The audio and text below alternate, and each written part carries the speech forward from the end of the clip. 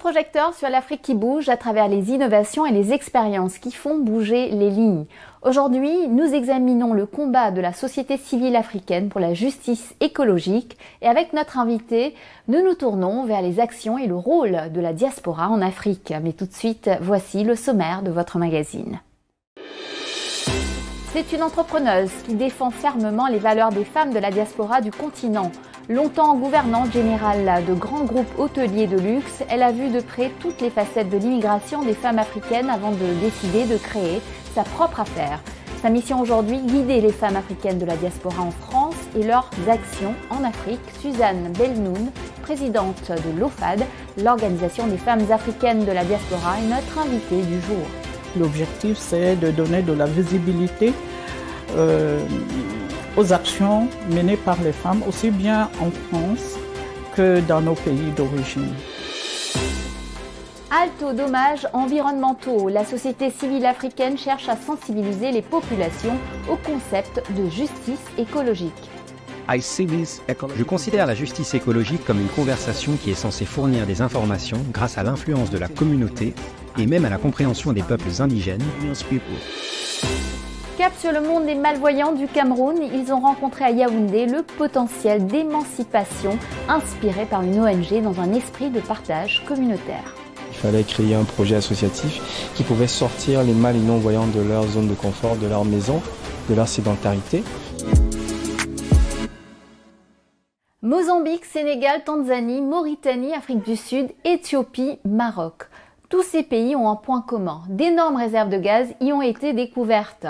Un boost économique pour ces nations, mais souvent au prix d'un sacrifice environnemental pour les communautés avoisinantes, notamment dans les écosystèmes côtiers. Face à cet équilibre complexe, l'exigence de justice environnementale fait son chemin en Afrique, au Nigeria, un pays producteur de pétrole, où plusieurs actions en justice ont été menées contre des multinationales. Les acteurs de la société civile s'organisent. Notre correspondant à Abuja, Hugo Uyana, a suivi leur réflexion. Regardez. Le droit à un environnement sûr pour chaque Nigérian est garanti par l'article 20 de la Constitution de 1999 de la République fédérale du Nigeria. Malgré cela, la myriade de défis écologiques dans le pays a été une source d'inquiétude et a déclenché des stratégies de plaidoyer de la part de diverses parties prenantes. L'accès à la justice est rendu difficile par le laxisme des lois environnementales, un manque de système judiciaire indépendant et l'absence de volonté de faire respecter les dispositions légales.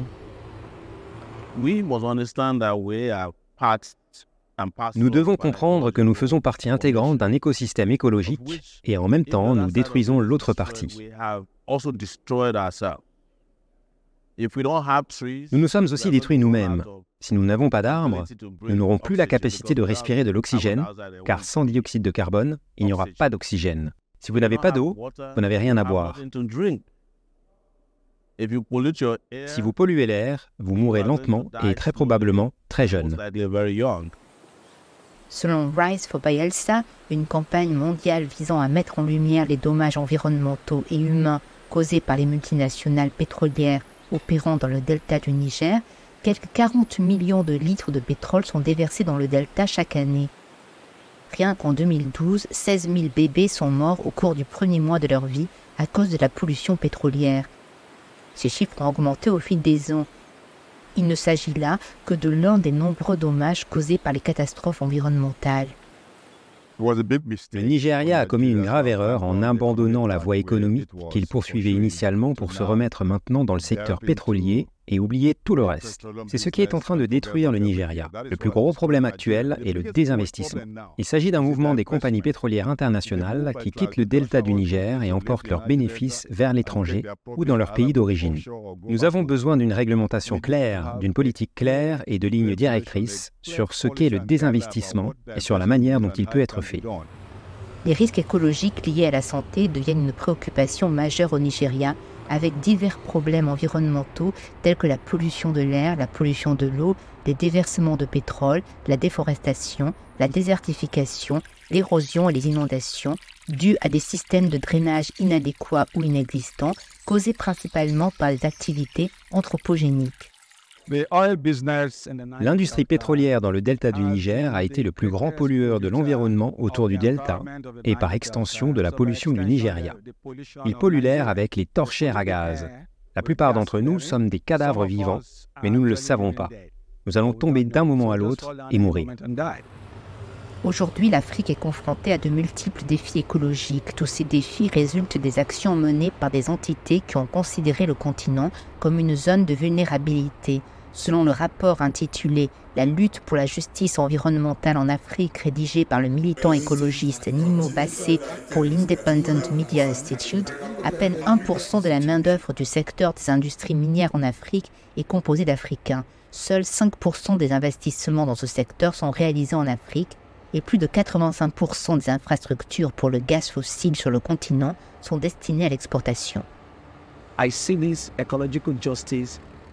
Je considère la justice écologique comme une conversation qui est censée fournir des informations grâce à l'influence de la communauté et même à la compréhension des peuples indigènes, car c'est la seule façon de restaurer notre écosystème et de le faire fonctionner pour les gens et la planète. Nous sommes un groupe de réflexion sur l'écologie et notre principal objectif est la connaissance et le partage. Je pense que nous avons fait beaucoup de progrès parce que les communautés sont plus claires sur leurs demandes et sur la façon de protéger l'environnement. Le seul problème, c'est que les auteurs des transgressions s'efforcent de se soustraire à leurs responsabilités et c'est sur ce point que nous nous concentrons. Personne ne doit échapper à ses responsabilités. En effet, diverses communautés des États du delta du Niger comme les Akwa Ibom, Rivers ou encore Bayelsa, des agriculteurs, des pêcheurs et des particuliers ont tenté d'obtenir justice auprès des grandes sociétés pétrolières mises en cause. Il a fallu 13 ans pour que justice soit rendue dans l'une de ces affaires, mais rien n'a encore été fait pour dédommager les membres des communautés d'accueil.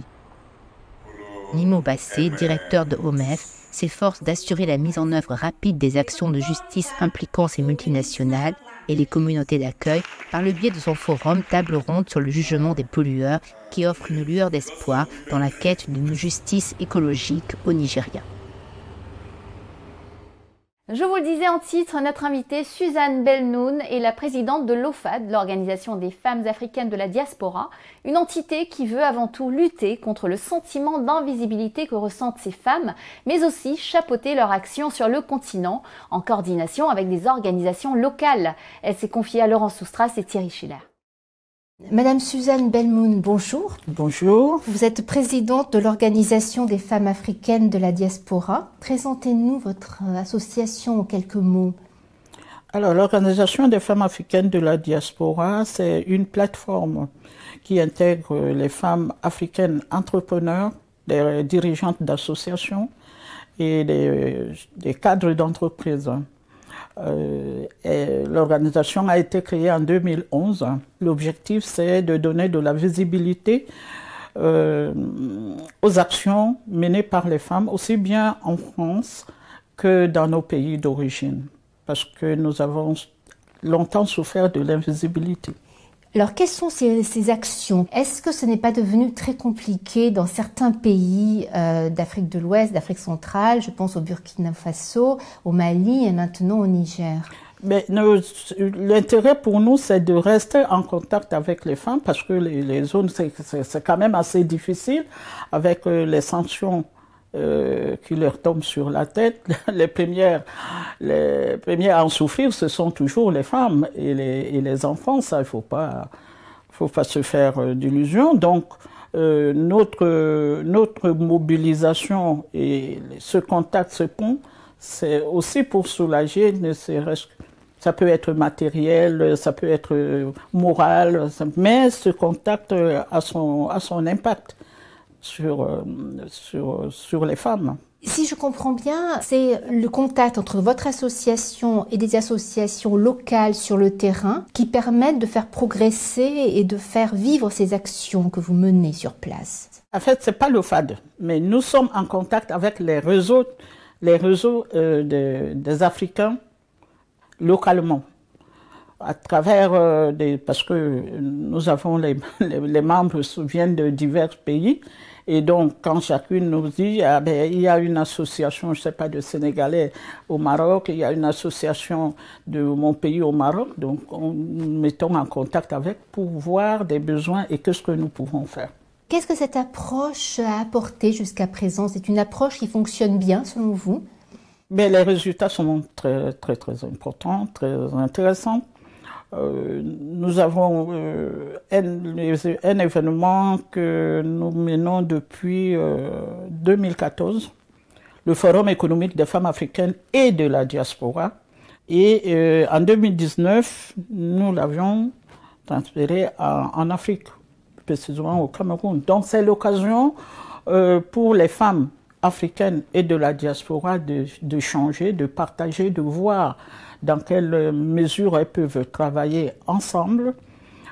C'est l'occasion aussi pour elles de rencontrer des investisseurs qui prennent part à ces événements, des financiers, parce que ce n'est pas évident pour les femmes de manière générale, et plus encore de la femme africaine de trouver des financements quand elle veut entreprendre. Donc cet espace offre cette possibilité-là. Et depuis 2014, nous avons quand même eu beaucoup de résultats. Et donc cette plateforme, ce rôle d'interface entre le Nord et le Sud, il fonctionne. Qu'est-ce que vous voudriez encore voir améliorer? Nous voulons, l'amélioration que nous attendons, c'est au niveau des institutions et des décideurs, d'être un peu plus écoutés, parce que nous ne sommes presque pas, bon, ça vient doucement, timidement, mais la diaspora féminine n'est pas tellement prise en compte quand on parle de la diaspora. Et nous expliquons ça par le fait que la femme africaine a toujours été vue, la femme migrante a toujours été vue comme une femme qui est venue dans le cadre de regroupement familial. Et donc, dépend le mari, on ne peut rien attendre d'elle économiquement, alors que c'est un tort. Une grande erreur. Cette cible-là a eu lieu aujourd'hui. De plus en plus de femmes viennent par leurs propres moyens. C'est des femmes qui ont eu un parcours dans leur pays d'origine. Malheureusement, quand elles arrivent ici, bon, ce n'est pas pris en compte. Et même les jeunes générations qui sont nées ici, qui ont fait des études ici, on dirait que l'image de la maman continue à porter l'image de cette femme-là. Donc, nous attendons justement que la femme africaine de la diaspora puisse être prise en compte dans les démarches, qu'elles soient politiques. Bon, politique, ça commence à venir, mais économique et tout ça, qu'elles soient prises en compte. Et nous avons fait un travail là-dessus qui nous permet de faire le plaidoyer à travers le transfert d'argent. Donc il était important pour nous d'apporter la preuve que la femme africaine de la diaspora est une force économique. Et ça ne pouvait se faire qu'à travers son apport en matière de transfert d'argent. Parce qu'on sait, vous savez bien que la diaspora aujourd'hui, c'est le premier bailleur de fonds des pays africains. Or, quand on a voulu chercher à savoir quel était l'apport des femmes dans ces sommes importantes que la diaspora transfère, il s'est avéré que les institutions n'ont jamais fait ce travail. Et c'est avec beaucoup de détermination que nous avons pu sortir ces éléments qui nous servent aujourd'hui d'outils de plaidoyer.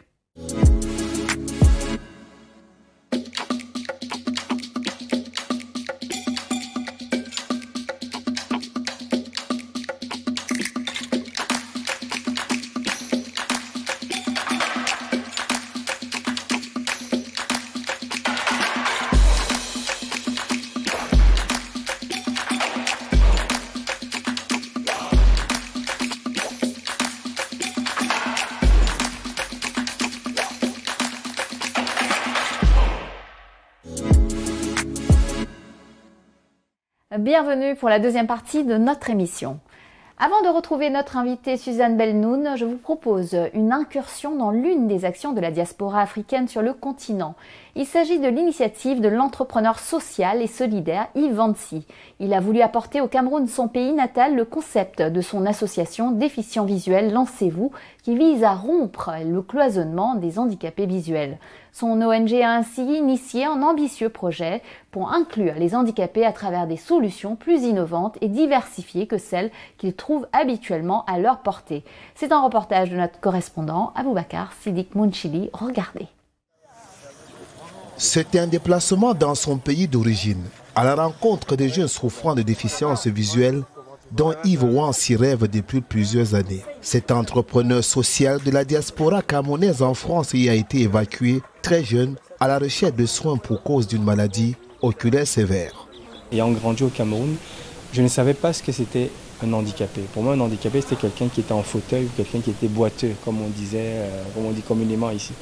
Et en partant d'ici, donc je n'avais pas toutes ces notions-là. Et c'est là-bas où j'ai découvert vraiment que le handicap, c'est communautaire. J'ai découvert un monde qui était un peu sédentarisé, qui n'était pas sensibilisé aussi à ses potentialités, à ses capacités, et un monde qui n'avait pas d'avenir. Et après, malvoyant lui aussi, cette expérience-là a revolté et surtout forgé en lui des armes et des idées pour se lancer dans le combat permanent de détacher les handicapés mal et non-voyants des freins et autres préjugés à leur épanouissement.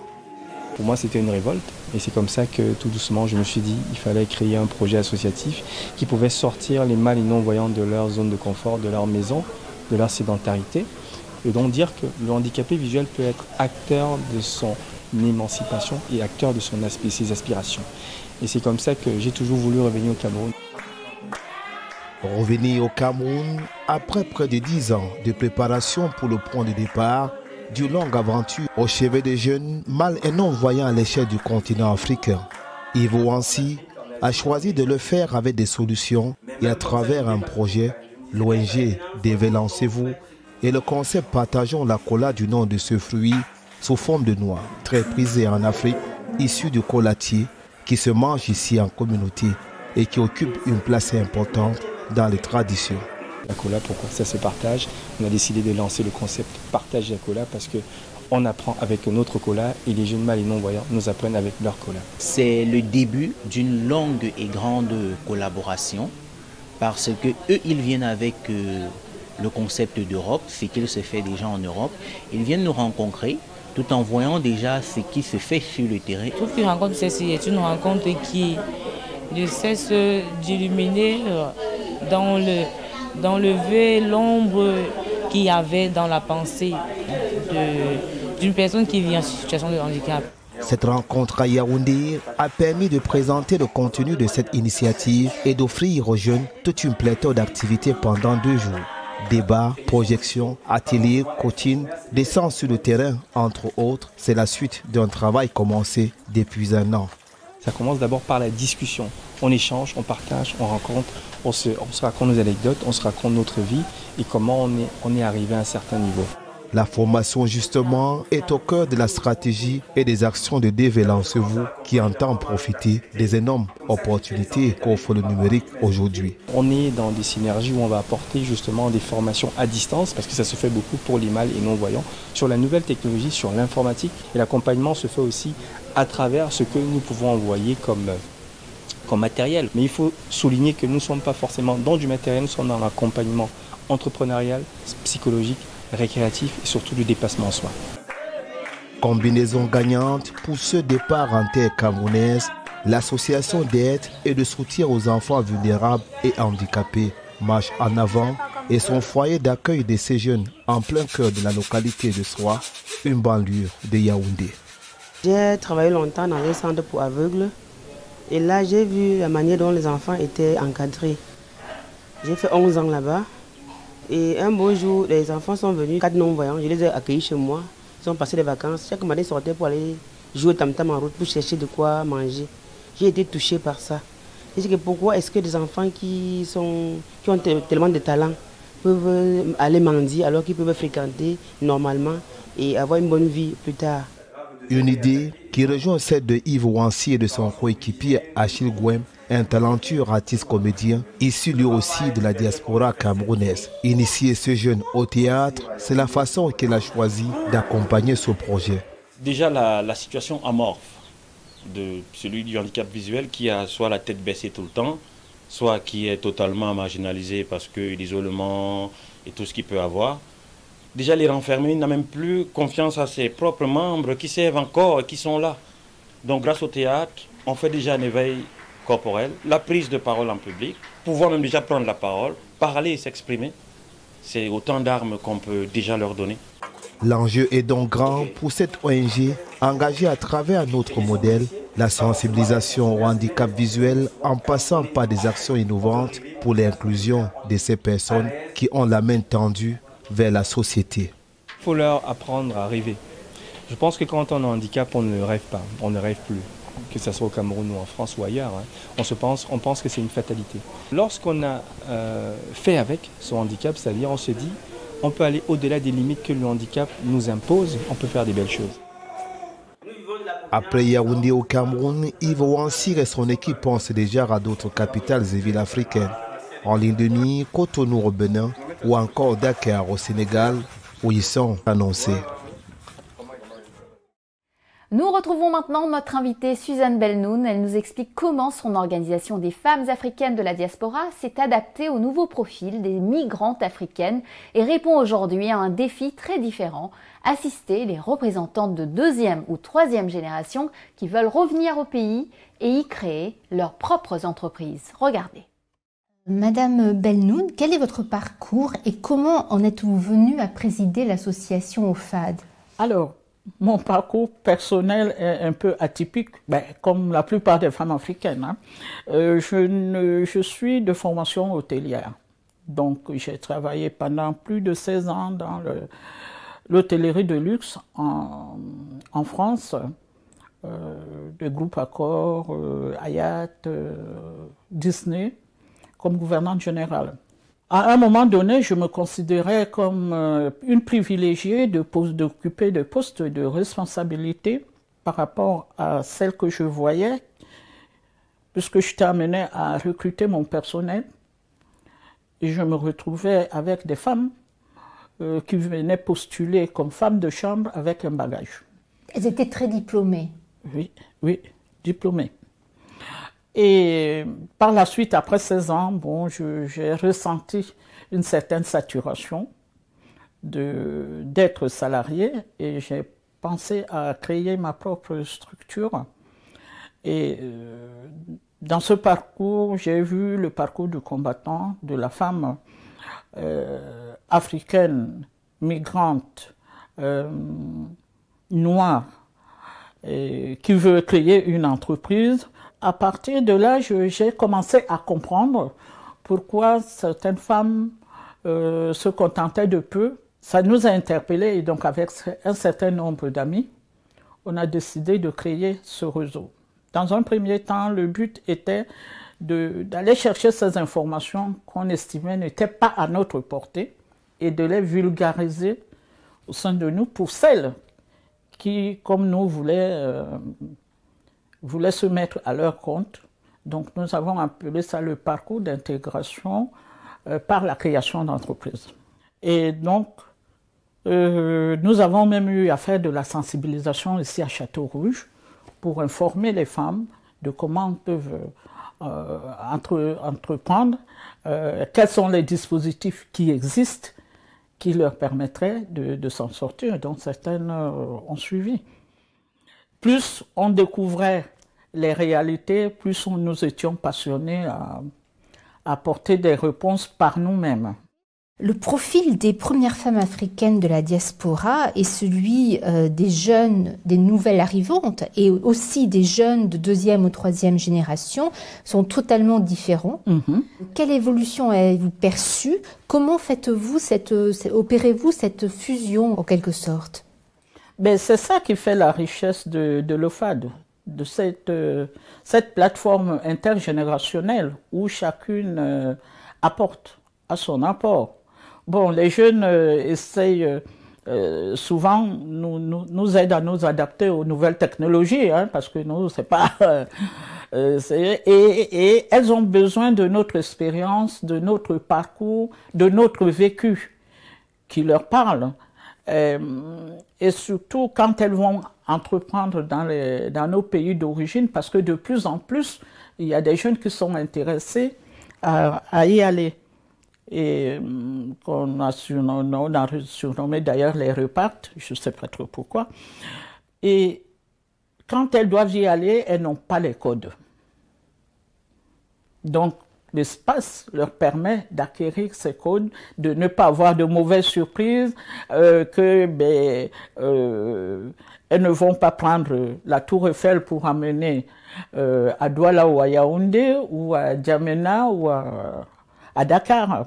Donc, les plonger un peu dans la réalité. Sinon, ça peut être très compliqué pour elles.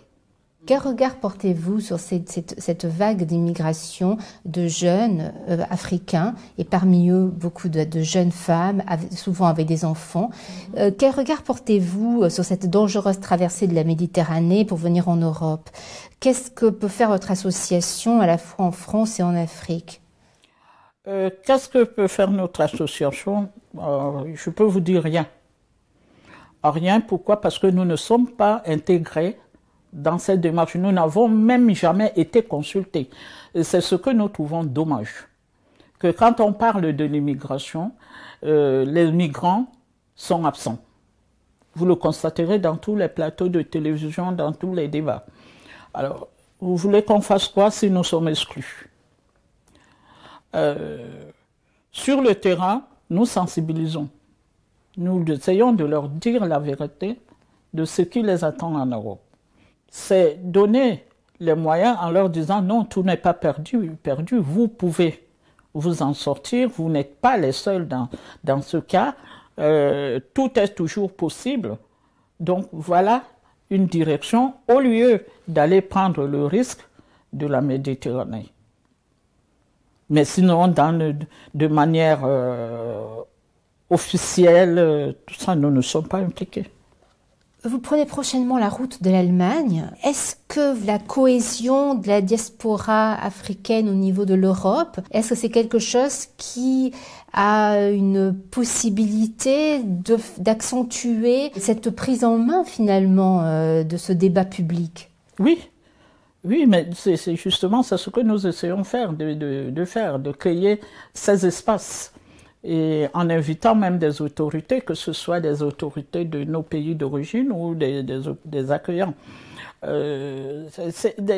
Des plateformes au niveau européen de la diaspora existent. Nous prenons de plus en plus conscience que nous devons nous concerter et essayer de sortir des éléments de plaidoyer pour amener devant les décideurs, parce que ce n'est pas nous qui prenons des décisions, malheureusement. Mais nous ne manquons pas d'idées, même si on ne les prend pas en compte. Parce que moi, je vous dirais, par exemple, la situation que nous vivons aujourd'hui, j'ai commencé à en parler depuis 2006, par rapport à ce que je voyais sur le terrain. Et je me demandais, est-ce que la diplomatie française en Afrique voit ce qui se passe en 2006? Aujourd'hui, on semble être surpris, mais nous pas. Madame Suzanne Belmoun, merci beaucoup. C'est moi qui vous remercie de l'invitation.